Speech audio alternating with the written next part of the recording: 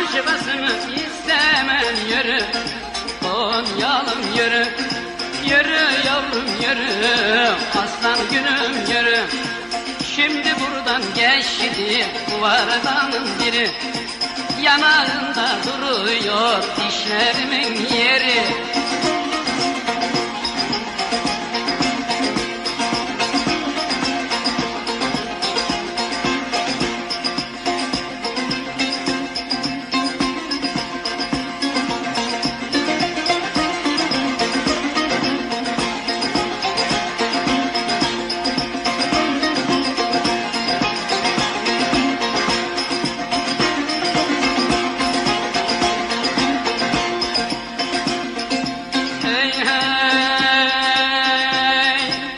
Hani benim 50 direm şekerim, şekerim, sen sarhoş ol ben derdini çekerim de yürü, aslanı gülüm yürü.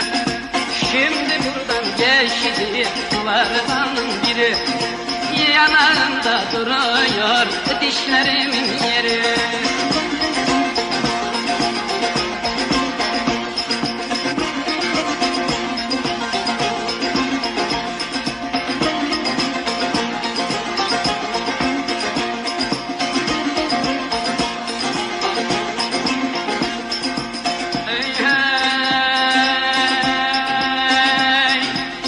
Hani benim 50 direm bulgurum, bulgurum, bilmiyor mu ben de sana vurgunum yürü, aslanı gülüm yürü.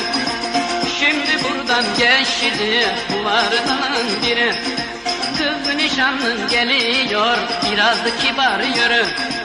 Al yanakta duruyor dişlerimin yeri.